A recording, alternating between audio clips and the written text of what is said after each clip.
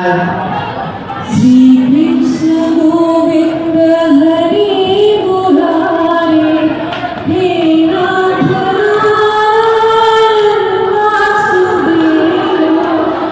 এই নামটায় যা শক্তি আছে। আমি যে কোনো বিপদে পড়লে, যে কোনো খারাপ সময়, মন খারাপ হলে বা যখনই গাড়িতে আস্তে আস্তে যখনই এইটা যখন করি তখন মনটা ভালো হয়ে যায়, মানে শুদ্ধিকরণ হয়ে গেল। তো আমার সাথে মঞ্চে উপস্থিত হয়েছেন আমাদের রানাঘাট লোকসভার member of parliament Shri Jagannath Sarkar মহাশয়।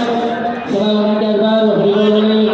এর চেয়ে ভালো শুভ দিন তো হয় না, তাই জন্য আজকে আর খুব ভালো সময় কাটলো। আর আপনাদের সবাইকে শুভেচ্ছা।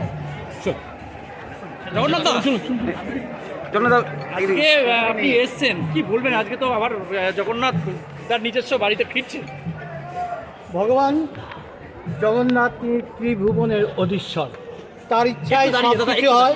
তাই রথযাত্রা সবই উপলক্ষ, ভক্তরা তারা এই উন্মাদনায় তারা সামিল হয়। সর্বত্র এই যে পরম্পরা চলে আসছে, জগন্নাথ দেবের যে কীর্তিকলাপ আজকে সারা পৃথিবীর লোক জানছে ইস্কনের মাধ্যমে।